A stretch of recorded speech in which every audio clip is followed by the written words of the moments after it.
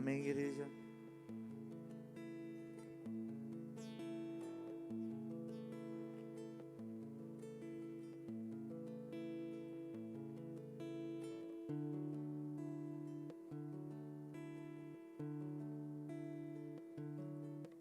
Nessa noite eu quero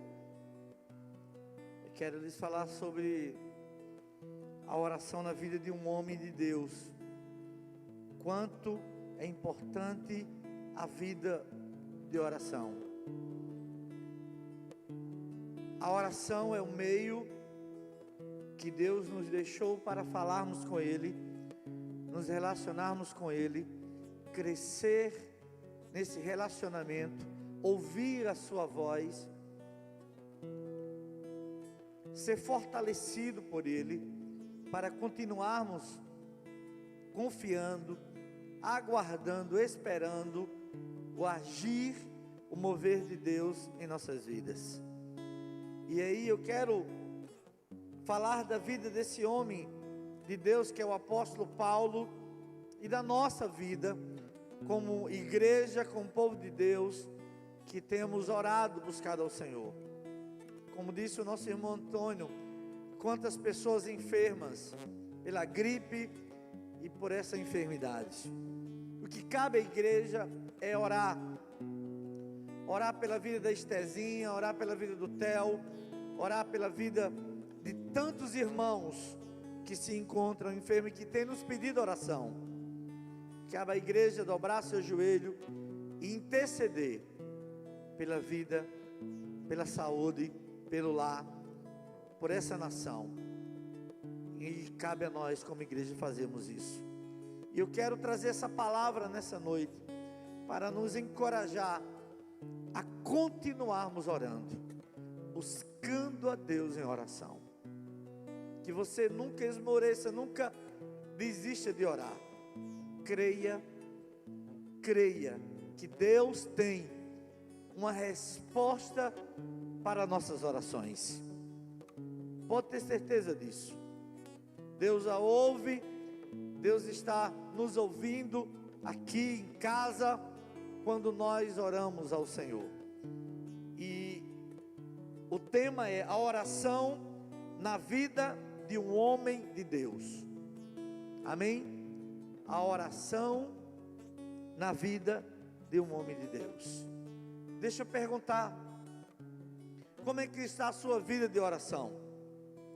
Será que a crise tem empurrado você a orar mais? Ou você não é assim? Em todos os momentos e circunstâncias da vida, você mantém uma constância de oração.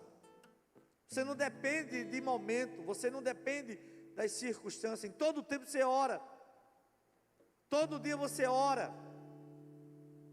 E você não ora uma vez por dia, você ora 3, 4, 5. Como está a nossa vida de oração? O ministério de Jesus, 80% dele foi em oração. Jesus entrava no Getsemane, Jesus entrava em alguns momentos de oração. Em alguns momentos ele disse aos discípulos: vocês não podem velar 1 hora comigo, vocês não podem orar 1 hora comigo.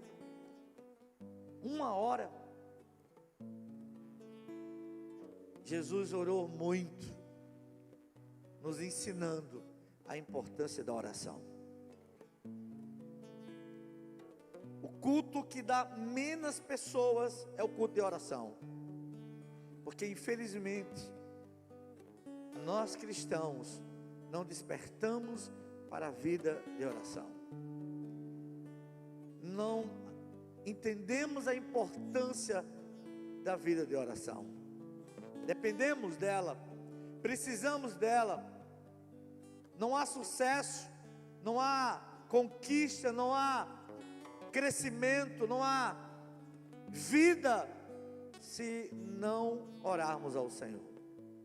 Não há. E nós precisamos despertarmos para a nossa vida de oração. Eu coloquei aqui na introdução uma frase que eu achei muito lindo, isso aqui, ó. Joelhos dobrados em oração, é também o segredo da força espiritual que sustenta a vida do crente. Joelhos dobrados, que se dobra diante desse Deus Todo-Poderoso, é o segredo da força espiritual que sustenta a vida do cristão, a vida do crente. Eu louvo a Deus, porque anos atrás, igrejas batistas não oravam de joelho. Isso parecia atitude apenas de algumas igrejas. E passados do tempo, a igreja foi entendendo que isso é uma atitude e um ato de cristão que se dobra, que se inclina diante de um Deus soberano e de um Deus todo-poderoso, reconhecendo as suas limitações, a sua dependência, e se humilhando debaixo da potente mão daquele que tudo pode, que é o nosso Deus. Paulo era um homem de oração. O segredo da sua vitalidade espiritual, felicidade, fé e coragem, era a sua vida de oração. Como ter uma vida espiritual saudável, como manter uma felicidade constante, como manter essa fé inabalável, e como ter coragem para continuar lutando, depende de uma vida de oração. Uma vida de oração. A primeira lição que eu quero tirar é que Paulo começou a orar logo quando ele se converteu. Imediatamente, quando ele, no caminho de Damasco, ali tem um encontro, Deus tem um encontro com ele. Esse homem, ele era um homem prepotente, arrogante, perseguidor do Evangelho. E nesse mesmo capítulo 9, Deus diz que Paulo, duro é para você dar coice na graça e sustentar a lei, você vai se quebrar. Mas Deus tem um encontro com ele. Esse homem, ele cai cego, é levado para um lugar. Deus levanta um profeta chamado Ananias e diz: ora por esse homem, porque esse homem é para mim um vaso escolhido. É um vaso escolhido. E aí no capítulo 9 de Atos, versículo 11, a Bíblia diz assim: então o Senhor lhe ordenou: dispõe-te e vai à rua que se chama Direita, e na casa de Judas procura por Saulo, que tem um apelido de Tarso, pois ele está o quê? Orando. Ele está orando. Quando esse homem se converte, a primeira coisa é dedicar a vida de oração, é entregar a sua vida em oração, é buscar a Deus em oração, é gastar tempo em oração, é iniciar um processo de caminhada, de relacionamento e de vida com Deus em oração. Ele entende que precisa conhecer Deus, e o meio é orar. Ele precisa conhecer os planos de Deus, e o meio é oração. Agora olha aqui, irmão, quanto tempo você e eu temos de crente? Quanto tempo, quantos anos que estamos na igreja, que estamos nessa caminhada?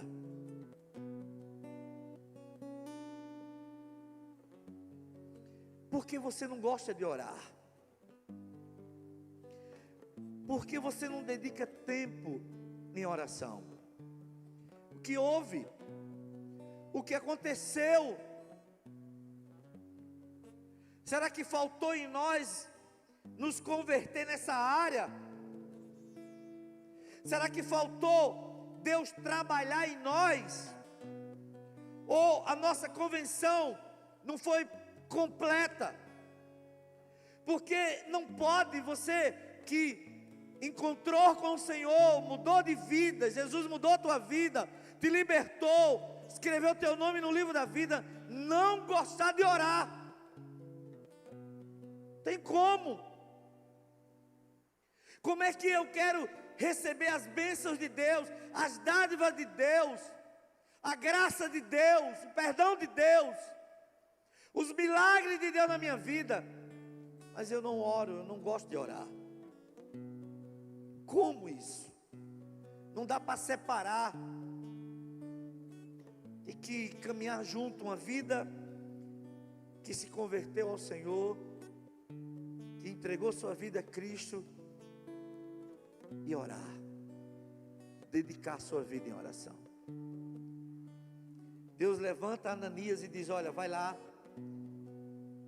o endereço aonde esse homem se encontra, numa rua chamada direita, na casa de Judas, procura por Saulo, e quando você chegar lá, ele vai estar orando. Olha aqui, irmão, a oração é importante, é fundamental, é necessário, é indispensável na vida daqueles que querem crescer numa fé no Senhor, no relacionamento com Deus, conhecer a Bíblia, para ler a Bíblia, entender a Bíblia, que é espiritual. Porque, irmão, homens intelectuais não compreendem as Escrituras. Ele pode até compreender a letra, ele pode compreender o texto, mas o sentido espiritual, a Bíblia diz que o homem natural não compreende. Mas se o homem espiritual compreende tudo, ele consegue discernir. E como ele consegue? Orando. Ele ora e lê a Bíblia. Ele lê a Bíblia e ora, para que Deus dê discernimento, compreensão, entendimento, direção dessa palavra. Ler a Bíblia e orar caminham juntos. Ler e orar, orar e ler caminham juntos, irmão, para compreendermos as verdades da palavra de Deus. A segunda lição que eu quero tirar é que Paulo passou o resto da sua vida orando ao Senhor. Olha o que diz 1 Tessalonicenses 5:17: orai sem cessar. Devemos orar sempre. E aqui é um imperativo: orai sem cessar. A oração é a única maneira que nos permite manter contato com o nosso Criador, Redentor e Senhor da nossa vida. E Paulo, ele passa o resto da sua vida orando ao Senhor, falando com Deus, em todo tempo, em todo momento. Ele está trabalhando, mas está com a sua mente e coração orando, falando com Deus. Na minha juventude, eu aprendi isso. Eu ia trabalhar e antes de sair de casa eu lia um texto e ficava orando aquele texto na minha cabeça, trabalhando, fazendo as coisas, mas lembrando daquele texto. O Senhor é meu pastor, nada me faltará. Passava o dia ali lembrando, orando, falando com Deus, pedindo para que o Senhor pudesse nos guardar, nos livrar de todo mal, da tentação do mal. E Paulo, ele passa a vida toda orando sem cessar, sem parar, sempre orando. Como eu consigo isso, igreja? Como a igreja consegue isso? É lendo um texto antes de sair de casa para o trabalho, e guardando aquele texto no coração, e falando com Deus, recitando, relembrando aquele verso, pedindo para que Deus continue nos guardando e nos abençoando. A terceira lição que eu quero tirar é que Paulo orava noite e dia com o máximo de empenho. Olha o que diz 1 Tessalonicenses 3,10. Orando noite e dia com o máximo de empenho, para vos ver pessoalmente e reparar as deficiências da vossa fé. O desejo de Paulo é que ele possa voltar à igreja em Tessalônica para reparar, para corrigir as deficiências que ficaram naquela igreja. O apóstolo Paulo, nas suas viagens missionárias, ele passa por uma cidade, evangeliza, abre uma igreja, vai para outra cidade, e ele volta visitando essas igrejas, reparando as deficiências dos irmãos. E Paulo, ele ora noite e dia com o máximo de empenho, para que Deus lhe dê oportunidade, para que ele volte para a igreja reparar as deficiências dos irmãos. Olha só, eu e você entregamos a nossa vida a Cristo. Muitos aqui entregou a vida com 20, 30 anos já, outros adolescentes, outros crianças, mas muitos de nós ainda continuamos com manias, e precisamos reparar essas manias. Tem crente ainda que chama palavrão, tem crente ainda que é impressionante, irmão. Tem crente ainda que tudo que ele fala é Ave Maria, Virgem Maria. Tem medo de gato preto, tem medo de passar debaixo da escada, tem medo da sandália estar virada. Tem tanta mania, tanta religiosidade que precisa reparar, corrigir. E Paulo disse: eu oro dia e noite com o máximo de empenho, para que eu e você possamos nos encontrar novamente, para reparar as deficiências da vossa fé.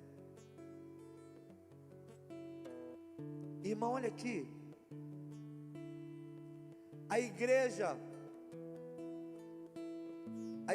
olha para a obediência de Maria, uma bênção, né? Maria, uma serva do Senhor obediente. Mas Maria não pode salvar. Maria não intercede por ninguém. Mas na igreja ainda há crentes que vieram do catolicismo e ainda acreditam em Maria.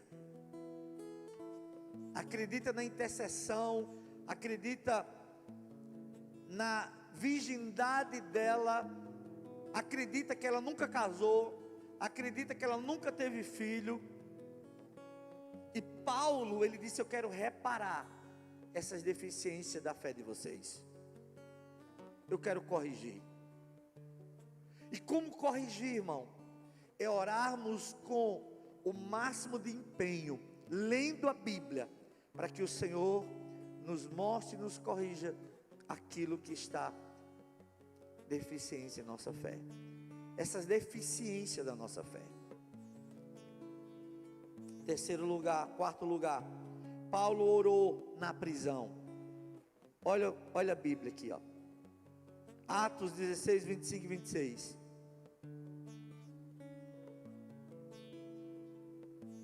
Por volta da meia-noite, Paulo e Silas oravam e cantavam louvores a Deus. E os demais companheiros de prisão, eles faziam o quê? Eles escutavam. Irmão, como a igreja, a família cristã consegue cantar louvores a Deus em meio às crises da vida? Como é que ela consegue? Tendo essa constância, essa vida de oração que lhe fortalece, que lhe auxilia, que lhe ajuda, que lhe traz convicções e esperança de que você não está só, de que a igreja está com Cristo e Cristo está do lado da igreja, como cantarmos louvores a Deus sofrendo, preso? Você sabe como era a prisão? Como era a prisão da época de Paulo? Era um buraco frio e escuro, e uma corrente lá no final desse buraco. E esse homem canta louvores a Deus. Isso é um testemunho, irmão. Testemunho para esses outros companheiros de prisões aqui, que estão presos com ele. É um testemunho. Cantar louvores a Deus em meio ao sofrimento da vida. Porque muitos de nós, quando o sofrimento bate na nossa porta, a primeira coisa é murmurar, é reclamar, ou cobrar de Deus. Deus, eu sou crente e o Senhor deixa isso acontecer? Você acha que você é melhor que o quê? Como cantarmos, irmãos, em meio ao sofrimento? Só tendo uma vida de oração, tendo esse relacionamento íntimo com Deus, conhecendo quem Ele é, os planos e projetos que Deus tem na nossa vida. Os companheiros de prisão escutavam. 26. De repente sobreveio tamanho terremoto que sacudiu os alicerces daquela prisão. Abriram-se todas as portas e soltaram-se as cadeias de todos eles. Irmão, perceba que esse terremoto é local. Perceba que esse terremoto tem um propósito. Se houver um terremoto em Mamanguape, não só acontece na minha casa, vai ser em várias casas, em várias ruas. Mas esse terremoto, ele é localizado, é local, tem um propósito, e apenas naquele lugar, para dar testemunho do poder e da glória de Deus. Irmão, porque muitas vezes acontece um sofrimento apenas em certa localidade, cidade. Por quê, irmão? Algo Deus está mostrando. No Brasil, Deus pode operar e fazer esse milagre de ressuscitar um defunto? Pode. Porque Deus não faz e faz na África? Porque na África ainda pessoas morrem e Deus ressuscita. Por quê? Para mostrar para aqueles gurus, para aqueles que se dizem que tem poder de ressuscitar, que Deus é Deus e que Ele tem poder de ressuscitar.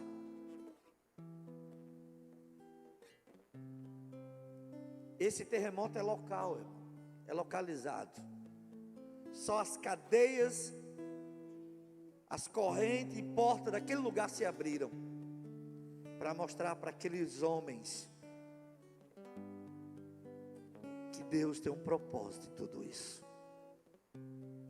Paulo, ele canta, ora, louvores ao nosso Deus na prisão. Será que dá para cantarmos, irmãos, hino de louvores a Deus no leito de hospital? Será que dá para cantar louvores a Deus enfermo? A nossa diaconisa Gisele ligou, mandou uma mensagem dizendo que a Emanuela deu positivo, o esposo deu positivo, Érica deu positivo de Gerailton. Será que dá para cantar em meio às enfermidades? Será que dá para cantar em meio ao câncer? Dá para cantar? Paulo, ele canta louvores a Deus para testemunhar do poder e da glória de Deus. Paulo orou em meio à tempestade, irmão. Olha o que diz em Atos 27, 23 a 25. Porque essa mesma noite, um anjo de Deus, de quem eu sou e a quem sirvo, esteve comigo. Qual o segredo? Qual o segredo de uma vida vitoriosa, de uma vida que cresce a cada dia espiritualmente no Senhor? Está aqui, ó. É que esse homem, essa mulher, ela recebe a visita de Deus, e ela sabe quem Ele é e quem a visitou, e ele sabe que a sua vida é uma vida de servir a esse Deus. Ele disse: nessa noite, o anjo do Senhor, o anjo de Deus, a quem eu sou servo, quem eu sou diácono, que a palavra diácono no grego é escravo, é servo do Senhor, a quem eu sirvo, esteve comigo. 24, dizendo: Paulo, não temas, é preciso que você compareça ao governador César, perante César. E eis que Deus, por sua graça, todos esses que estão com você, 276 homens, Deus entregou em suas mãos. Deus entregou sob sua responsabilidade. Cabe a você orar, cabe a você pedir a Deus misericórdia pela vida deles. Irmão, você já parou para pensar que Deus colocou essa cidade de Mamanguape em nossas mãos, como igreja, para orarmos por ela, para anunciarmos Cristo Jesus ao cidadão dessa cidade, ao povo dessa cidade? Você já entendeu que Deus colocou em nossas mãos para orarmos pelas famílias, pelo jovem, adolescente e criança, pelo povo dessa cidade? 25. Portanto, senhores, tenham de bom ânimo, pois eu confio em Deus, que vai suceder da mesma maneira, mesma forma que Ele falou. Qual o segredo, irmão? É que Paulo, ele ora em meio às tempestades da vida, e o anjo de Deus o visita, ele declara, e ele sabe, reconhece que ele é servo do Senhor, e ele diz: olha, eu confio em Deus, que tudo vai acontecer da mesma forma que Ele falou. Será que nós cremos assim, irmão? Confiamos que vai suceder da mesma maneira que Deus falou. Tudo que Ele falou vai acontecer, porque eu confio nesse Deus, eu creio nesse Deus, e tudo que Ele falou vai acontecer, porque Ele é Deus e eu confio nele. Aleluia. Sexto lugar, Paulo orava por direção, irmão. Atos 13, de 1 a 3.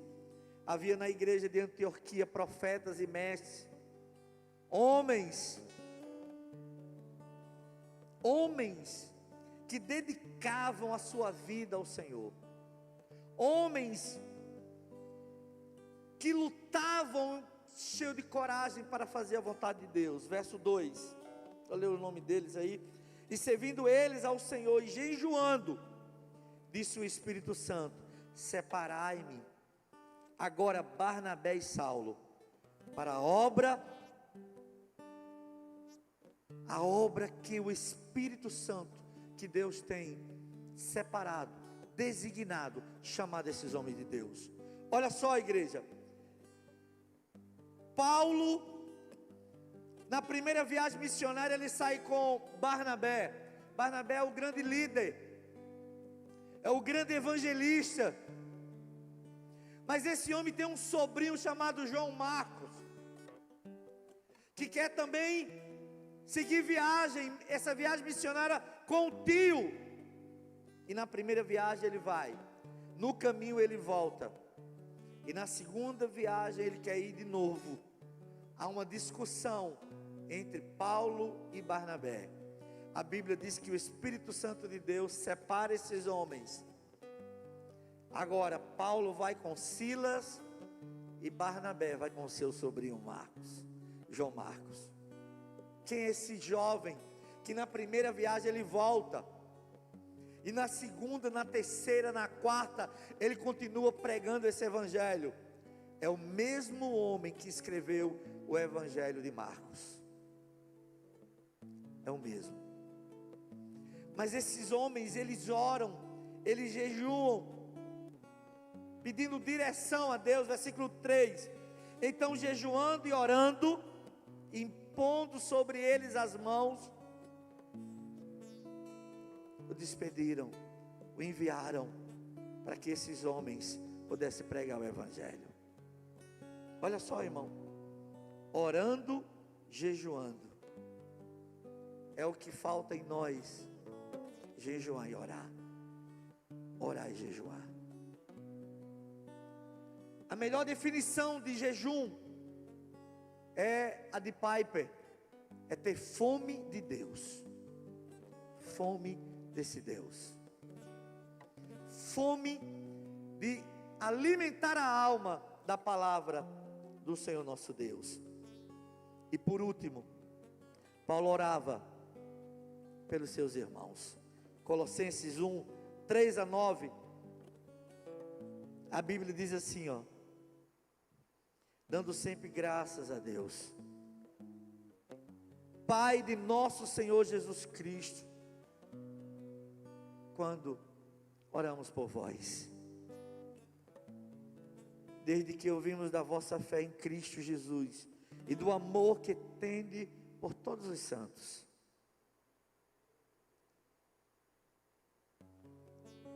por causa da esperança que vos está preservada nos céus, da qual antes ouviste pela palavra da verdade do evangelho, que chegou até vós, como também todo mundo está o quê? Produzindo fruto e crescendo, irmão.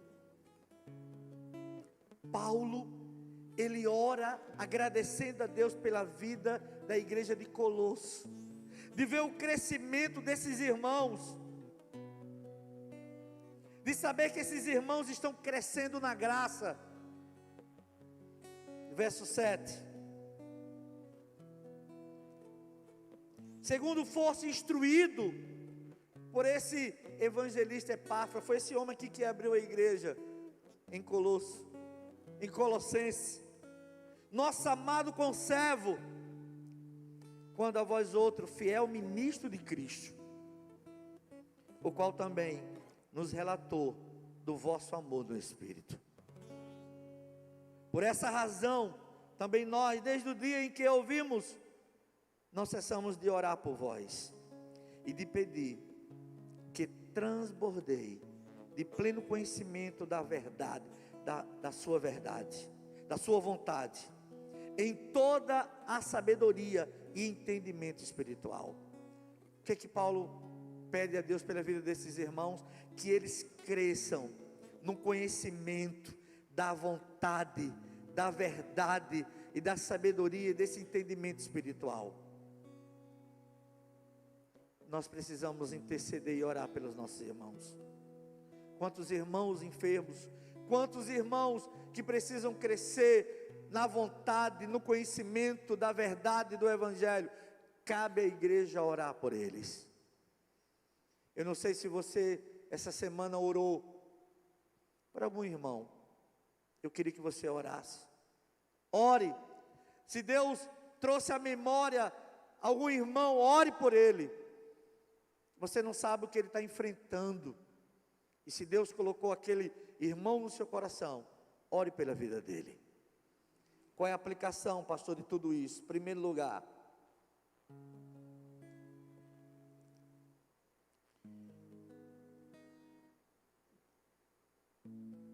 aprendemos, irmão, 4 princípios aqui da oração, na vida de um homem de oração. A oração deve ser feita com entendimento. 1 Coríntios 14, 15, diz assim, ó: porque se eu orar em outra língua, o meu espírito ora de fato, mas a minha mente fica infrutífera. 14. Que farei, pois? Orarei com o espírito, mas também orarei com a mente. Cantarei com o espírito, mas também cantarei com a mente. Paulo está dizendo que eu preciso orar, e a nossa oração tem que ser com entendimento, entendendo e reconhecendo a minha oração a Deus. Segundo lugar, a oração, ela é ajudada pelo Espírito Santo de Deus. Romanos 8, 26. Também o Espírito, semelhantemente, ele nos assiste em nossas fraquezas, porque não sabemos orar como convém, mas o Espírito intercede por nós sobremaneira, com gemidos inexprimíveis. Ele nos auxilia e nos ajuda a orar. Quando eu não sei o que dizer, eu não sei orar, o Espírito de Deus nos ajuda a falarmos com Deus. Um exemplo é de Ana. Ana, a Bíblia diz que ela gemia. O profeta, ele não entendia e não estava entendendo o que aquela mulher estava orando. O julgamento dele era: aparta de ti o vinho, mulher, você está embriagada. E aquela mulher diz: não, meu Senhor, a tua serva está com a alma angustiada. Mas o Espírito de Deus auxilia aquela mulher a orar, e ela sabe que Deus está compreendendo e entendendo a sua oração. A oração, ela é respondida, irmão, como eu desejo? Não, mas como Deus quer. 2 Coríntios 12, 8 e 9. Por causa disso, 3 vezes pedi ao Senhor que afastasse de mim. Então Ele me disse: a minha graça te basta, porque o poder se aperfeiçoa na fraqueza. De boa vontade, pois mais me gloriarei nas fraquezas, para que sobre mim repouse o poder de Cristo. Paulo tem um espinho na carne, e ele ora 3 vezes por dia para Deus afastar, mas Deus não atende esse pedido. A resposta da oração de Paulo, que Deus dá para ele, é: a minha graça te basta. Existem pessoas ou situações que nos perseguem, e que você vai orar diariamente para que Deus possa lhe afastar de tudo isso, e Deus não vai atender, porque Deus usa essa situação para aperfeiçoar o teu caráter, para moldar o teu caráter para a glória do nome de Jesus. Deus não vai afastar, Ele vai continuar ali, porque Deus vai usar esse espinho, essa situação, para aperfeiçoar o seu caráter para a glória de Deus. Por último, a oração deve se concentrar e priorizar os assuntos espirituais. Olha o que diz 1 Tessalonicenses 1, 2 a 4. Dando sempre graças a Deus por todos vós, mencionando-vos em nossas orações e sem cessar, recordando-nos diante do nosso Deus e Pai da operosidade da vossa fé, da negação do vosso amor, dessa abnegação do vosso amor e da firmeza da vossa esperança em nosso Senhor Jesus Cristo. 4. Reconhecendo, irmãos, amados de Deus, a vossa eleição. Qual é a oração de Paulo, irmão?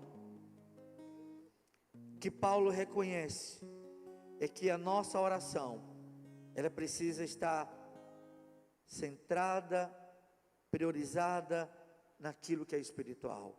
Às vezes a gente jejua e ora para Deus nos dar algo material, mas a nossa oração, ela deve ser por coisas espirituais. Priorizar o reino, a vontade de Deus em nossas vidas. Então nós